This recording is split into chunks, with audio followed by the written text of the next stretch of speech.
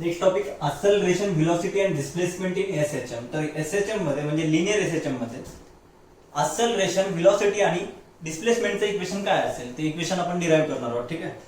तर आपल्याला माहित काय आहे की सिंपल हार्मोनिक मोशन मध्ये फोर्सचा फॉर्म्युला काय असते, force is equal to minus K x. त्यापैकी पहिले आपण एक्सेलरेशन फाइंड करू, त्यानंतर व्हेलॉसिटी आणि त्याच्यानंतर डिस्प्लेसमेंट. तर सुरुवातीला आपण आता एक्सेलरेशन कसं फाइंड करायचं हे बघूया. तर आपल्याला माहित आहे की सिंपल हार्मोनिक मोशन मध्ये फोर्स इज इक्वल टू काय असते, minus K X. According to Newton second law फोर्सचा फॉर्म्युला काय असते, मास इंटू एक्सेलरेशन म्हणजे F into A is equal to काय येईल, मायनस के इंटू एक्स. तर मग ए ची व्हॅल्यू काय येईल, A is equal to minus K, हा एम इकडे शिफ्ट केल्यावर डिवाइडला जाईल इंटू एक्स.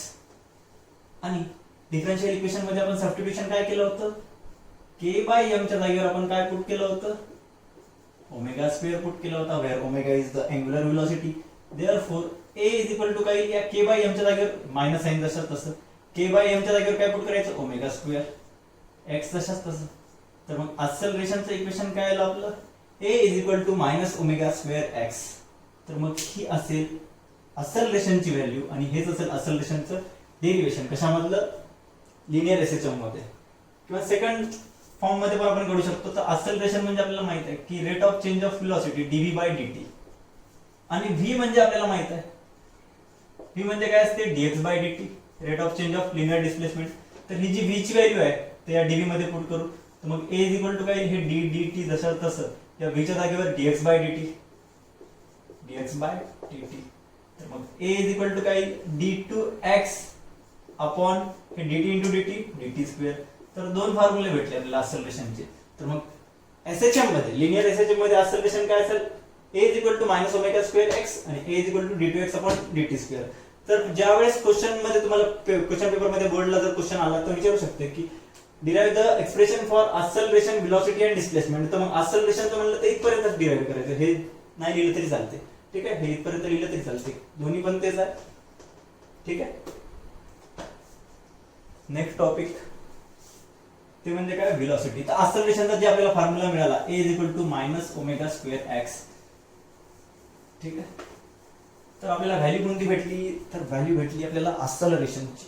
एक्सेलरेशनची व्हॅल्यू काय भेटली, A is equal to minus omega square X.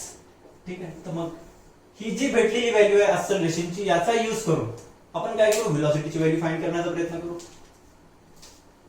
तर मग आहे आपल्याकडे एक्सेलरेशन. तर मग एक्सेलरेशनचा फॉर्म्युला काय असते आपला, हे डीव्ही बाय डीटी. ठीक आहे. Basic formula, rate of change of velocity with respect to time is called as acceleration. ठीक आहे. तर मग इथं मी काय करतो, हे मोडून घेतो आता, तर लिहून घेतो आपण.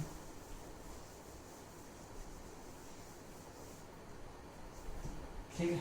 इथं काय करतो, हे जे डीव्ही बाय डीटी आहे ना, या दोन्ही टर्मला म्हणजे न्यूमरेटरला आणि डिनॉमिनेटरला आपण इथं डीएक्स न मल्टिप्लाय करू.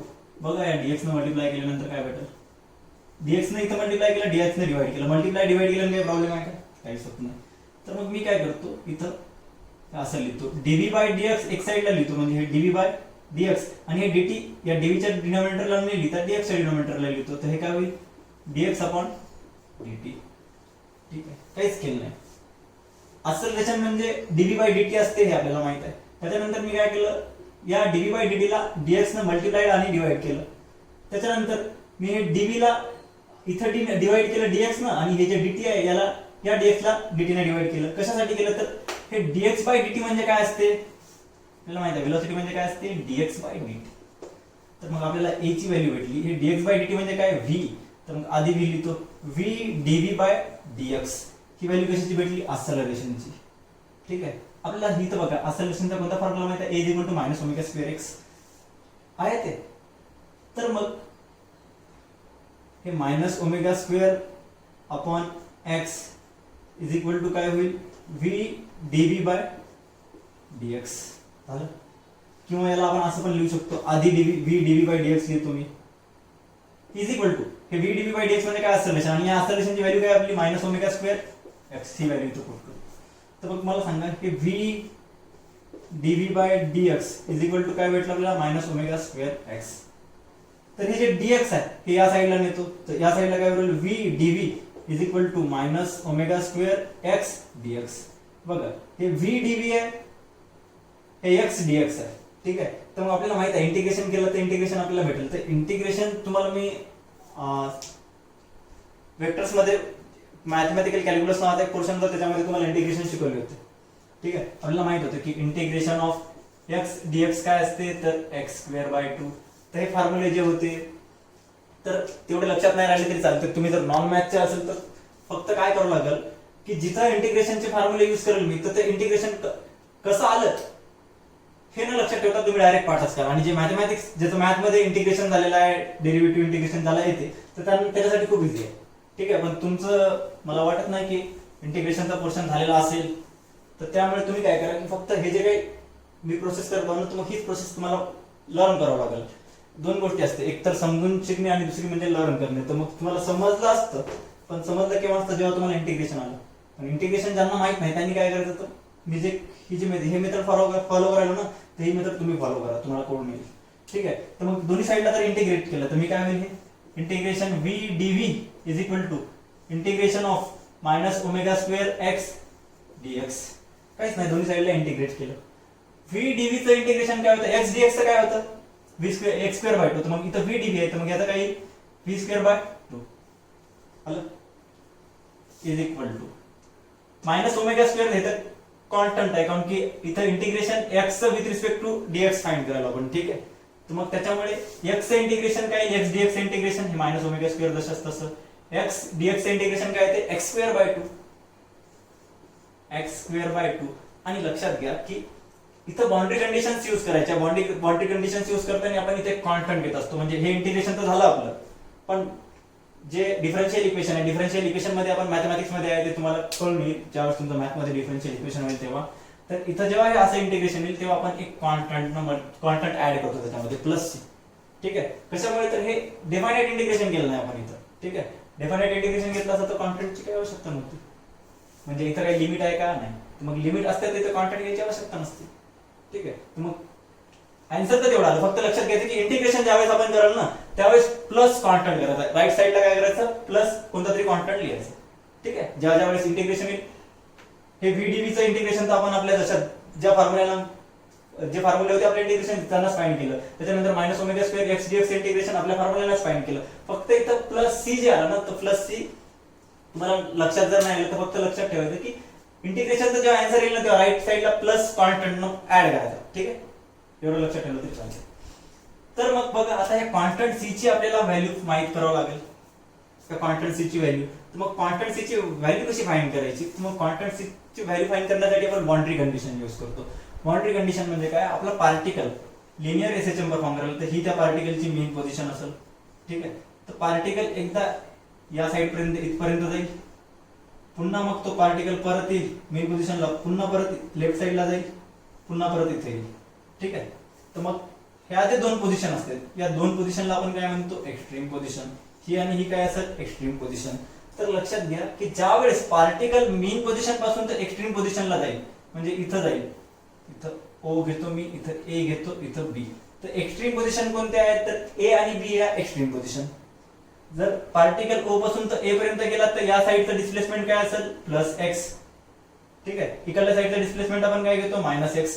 आणि डिस्प्लेसमेंटची जी मॅक्झिमम व्हॅल्यू असते, हायेस्ट व्हॅल्यू असते, त्या हायेस्ट व्हॅल्यूला मॅक्झिमम व्हॅल्यूला आपण काय म्हणतो अँप्लिट्यूड. म्हणजे maximum displacement of particle from main position. Main position पासून पार्टिकल जे काही मॅक्झिमम डिस्प्लेसमेंट होईल त्याला आपण काय म्हणतो अँप्लिट्यूड.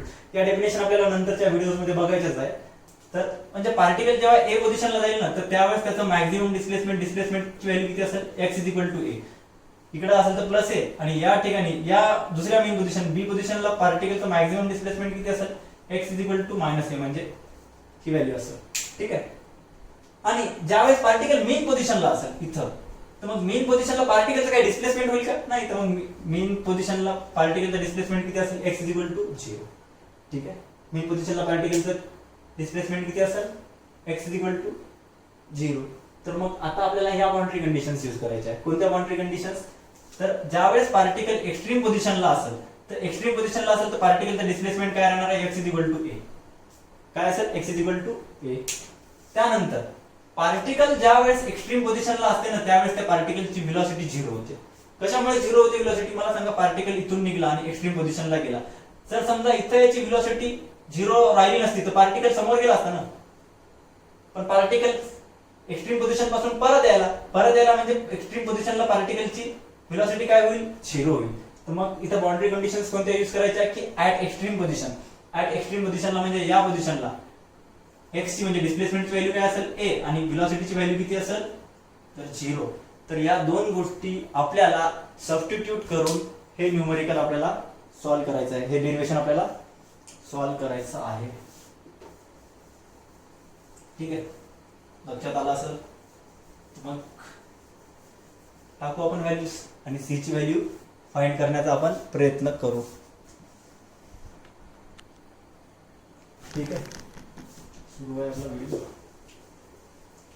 हे मोडून घेतो मी. आपला आलो कुठपर्यंत आपण तर इथपर्यंत आलो. ठीक आहे, तर मग याच्यानंतर काय करायचं. मी नोट्स मध्ये तर हे दिलेलं आहे, तुम्हाला कळवण्याची लिहायचं काही प्रॉब्लेम नाही. तर इथं कंडिशन कोणती वापरतो आपण की बाउंड्री कंडिशन. बाउंड्री कंडिशन म्हणजे आपण extreme condition at extreme position.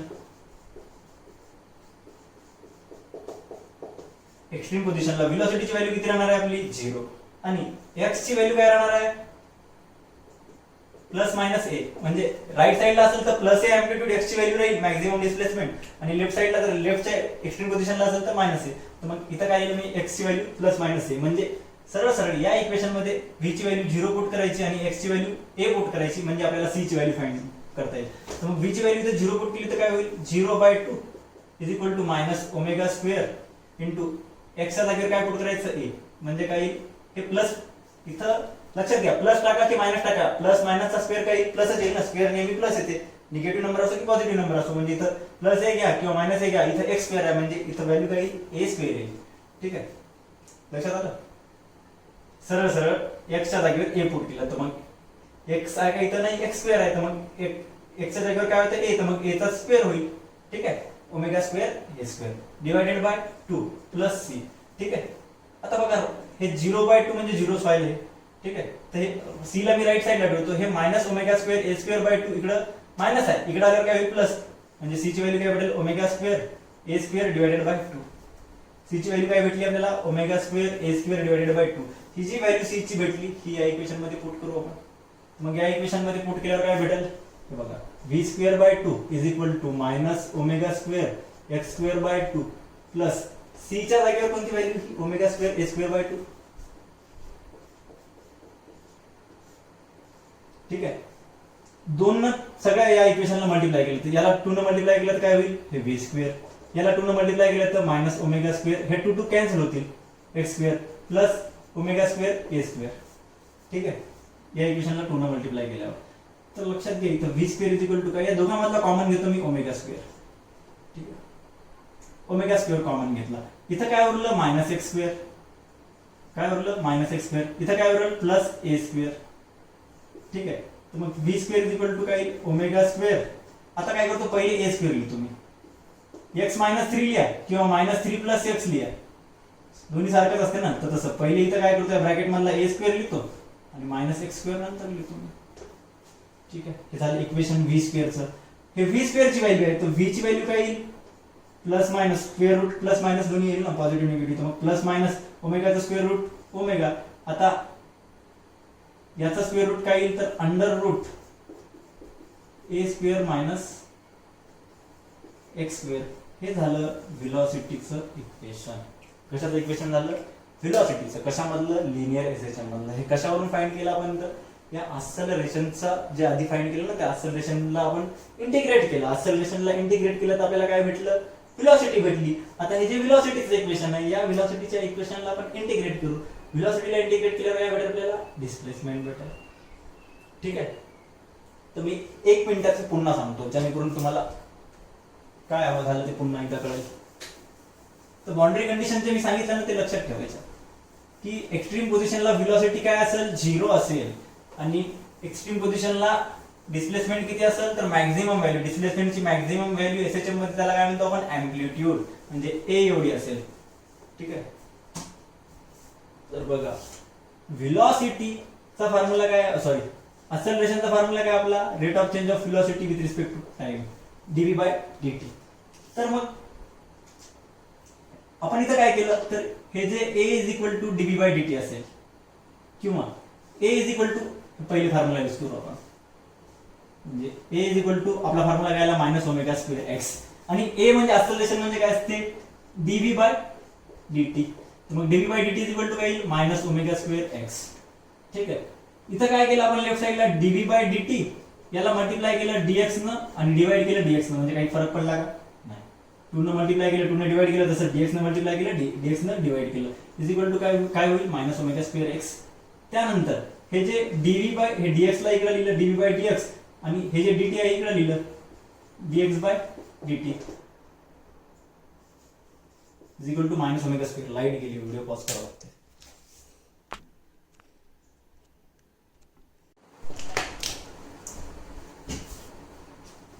तर ठीक आहे, इथपर्यंत आपण आलो होतो. मग यानंतर काय केलं आपण, तर हे dv बाय dx हे जशाच तसं, आणि dx बाय dt म्हणजे काय, rate of change of displacement with respect to time velocity म्हणजे काय असते dx बाय dt. मग dx बाय dt च्या जागेवर काही v, मग v ला आधी लिहितो मी, म्हणजे v dv बाय याची व्हॅल्यू काही dx बाय dt म्हणजे v, आणि हे dv बाय dx जशाच तसं, मग v dv by dx is equal to काही मायनस ओमेगा स्क्वेअर x. ठीक आहे, इथपर्यंत आपलं झालं फाइंड करणं. आता आपण काय करणार आहोत, हे dx ला इकडे नेणार आहोत, कारण की x चं integration with respect to dx च फाइंड करावं लागेल की नाही. जसं की हे v चं इंटिग्रेशन केव्हा फाइंड कराल, इथं dv असेल तेव्हा फाइंड करता येते. तर मग हे dx ला तिकडे न्यावं लागेल आपल्याला. मग काय होईल, v dv is equal to minus omega square x dx. मग करतो आपण इंटिग्रेट केल्यावर v dv is equal to minus omega square integration of minus omega square x dx. v dv चं इंटिग्रेशन काय, v square by 2, omega square तर constant आहे, x dx चं integration x square by 2, हे omega square constant लिहिला मी इथं. ठीक आहे, प्लस सी म्हणजे कॉन्स्टंट घ्यायचं, कधी पण इंटिग्रेशन जेव्हा कराल ना तेव्हा कॉन्स्टंट घ्यायचं. आता याच्यानंतर डिस्प्लेसमेंट येईल तेव्हा सुद्धा आपल्याला काहीतरी कॉन्स्टंट घ्यावं लागेल. इथं कॉन्स्टंट कोणता घेतला सी. मग मला सांगा की इथं जर समजा आपल्याला डिस्प्लेसमेंट फाइंड करायचं नसतं तर एवढंच आपला आन्सर आला असतं, पण आपल्याला याच्यानंतर डिस्प्लेसमेंट फाइंड करायचं आहे ना, तर मग डिस्प्लेसमेंट फाइंड करण्यासाठी तर कॉन्स्टंटची व्हॅल्यू पहिले फाइंड करावं लागेल आपल्याला, तरच डिस्प्लेसमेंट फाइंड करता येईल. मग कॉन्स्टंटची व्हॅल्यू फाइंड करण्यासाठी बाउंड्री कंडिशन यूज केली. तर बाउंड्री कंडिशन कोणती होती की ऍट कोणती बाउंड्री कंडिशन यूज केली, एक्स्ट्रीम पोझिशनची. ऍट एक्स्ट्रीम पोझिशनला काय असते, तर एक्स्ट्रीम पोझिशनला असते डिस्प्लेसमेंटची व्हॅल्यू मॅक्झिमम अँप्लिट्यूड म्हणजे प्लस मायनस ए, अँड व्हेलॉसिटीची व्हॅल्यू किती असते 0. तर मग या इक्वेशन मध्ये x ची व्हॅल्यू प्लस मायनस ए आणि व्हेलॉसिटीची व्हॅल्यू 0 पुट केली तर इक्वेशन सॉल्व्ह होईल. v च्या जागेवर 0 व्हॅल्यू पुट केली तर 0/2 म्हणजे 0 is equal to minus omega square, x स्क्वेअरच्या जागेवर काय प्लस मायनस ए चा स्क्वेअर प्लस ए स्क्वेअर म्हणजे ए स्क्वेअर डिवाइडेड बाय 2. काय नाही, x स्क्वेअरच्या जागेवर ए स्क्वेअर घेतला कशामुळे, तर ऍट एक्स्ट्रीम पोझिशनला x ची व्हॅल्यू किती असते ए असते, प्लस सी. हे मायनस टर्म आहे, मायनस ओमेगा स्क्वेअर ए स्क्वेअर इकडे गेल्यावर काय होईल प्लस, तर मग omega square A square by 2 is equal to काय होईल सी. सी ची व्हॅल्यू काय भेटली omega square A square by 2. या इक्वेशन त्याला जर वन म्हणलं तर या इक्वेशन मध्ये पुट करू आपण, मग आपल्याला भेटेल व्हॅल्यू.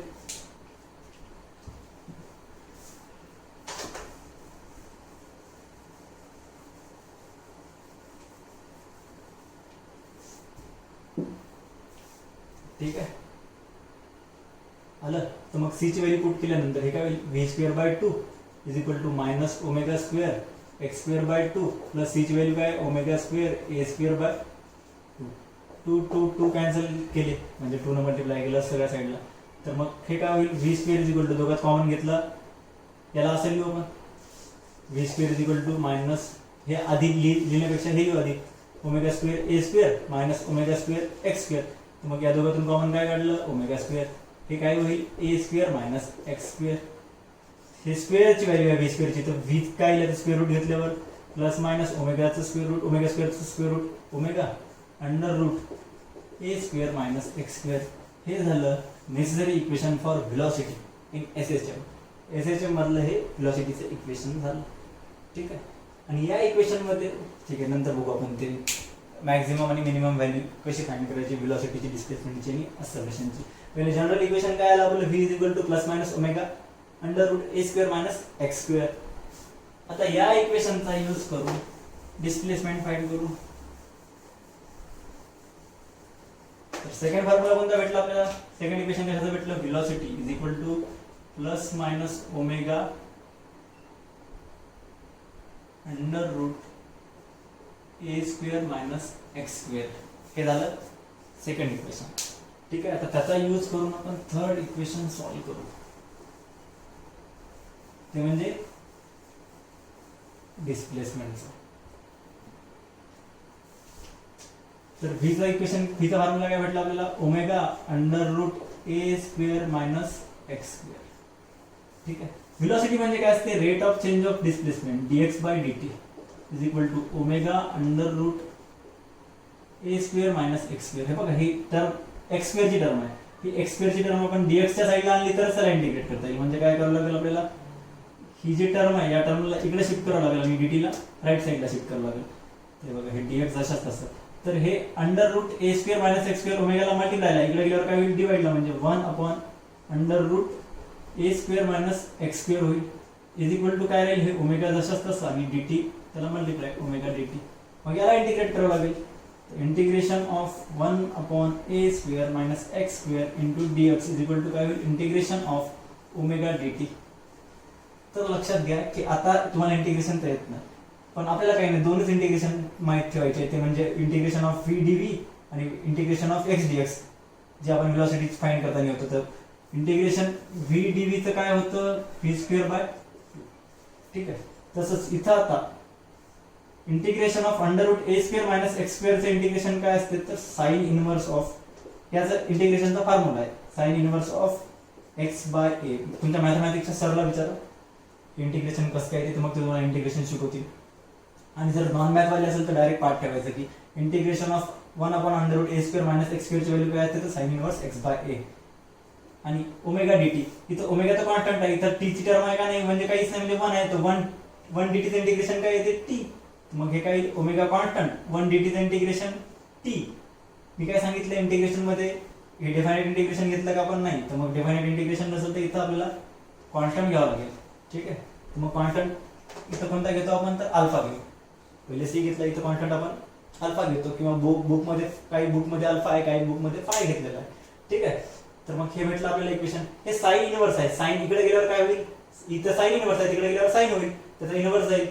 म्हणजे हे x बाय ए, हे साइन इनवर्स तिकडे गेल्यावर काय होईल, साइन ऑफ कशाचं साइन, तर ओमेगा टी प्लस अल्फा. ठीक आहे, आता x बाय ए आहे, हे डिवाइडला आहे, तिकडे गेल्यावर काय होईल, मल्टिप्लाय जाईल, a sine omega t plus alpha. आणि हे जे काही इक्वेशन आहे, हे इक्वेशन आहे डिस्प्लेसमेंटचं, जनरल इक्वेशन. कशामधलं, SHM मधलं. त्याच्यामध्ये इंटिग्रेशन आहे, त्याच्यामुळे तुम्हाला थोडं अवघड वाटेल, पण 1-2 वेळा व्हिडिओ बघा, 1-2 वेळा नोट्स मधले जे काही मी डेरिव्हेशन लिहून दिलं ते वाचून बघा. तुम्हाला इंटिग्रेशन जरी येत नसेल तरी तुम्ही हे जर फॉर्म्युले यूज पाठ केले, कोणते, तर integration of under root a square minus x square sine inverse x, तर मग सोपं आहे. ठीक आहे, मग इथं काय केलं आपण, तर हे साइन इनवर्स इथं आहे, तर साइन तिकडे गेल्यावर, इथं इनवर्स आहे, तिकडे गेल्यावर काय होईल, साइन होईल. ठीक आहे, इनवर्स म्हणजे काय, 1/sin आहे. ठीक आहे, तिकडे गेल्यावर साइन होईल, मग तिकडे गेल्यावर मल्टिप्लायला गेल्यावर साइन. तर मग x बाय h व्हॅल्यू येईल sine of omega t plus alpha. x is equal to a sine omega t plus alpha. ते साइन इनवर्स कसं असते बघा, आपण सर्क्युलर मोशन मध्ये व्ही स्क्वेअरचा फॉर्म्युला माहिती होता. V square is equal to काय होतं आपलं, आर जी टॅन थिटा आला होता आपलं. V square is equal to काय आलं होतं, आर जी टॅन थिटा. तर मग आपण थिटाच्या वेळेस काय केलं होतं, याला असं केलं होतं, v square upon r g, आणि हे टॅन थिटा होतं, टॅन थिटाचा फॉर्म्युला. ठीक आहे, मग इकडे टॅन थिटा होतं, तर टॅन तिकडे गेल्यावर काय झाला होता, टॅन इनवर्स झाला होता. Tan inverse v square upon r g ची व्हॅल्यू काही थिटा. तर मग लक्षात घ्या, टॅन इनवर्स इथं आहे, तिकडे गेल्यावर काय झालं होतं, टॅन झालं होतं. तसंच इथं साइन इनवर्स आहे, साइन इनवर्स तिकडे गेल्यावर काय होईल, साइन. तेच केलं, काही नाही याच्यामध्ये. मॅथमॅटिक्स जर पक्का असेल तर फिजिक्स सोपा आहे. ठीक आहे, नाही तर थोडा वर्क करावं लागते. तर मग हे झाले आपले तीन एक्सप्रेशन कशाचे acceleration, velocity आणि डिस्प्लेसमेंटचे, कशामधले लिनियर सिंपल हार्मोनिक मोशन मधले किंवा एसएचएम मधले.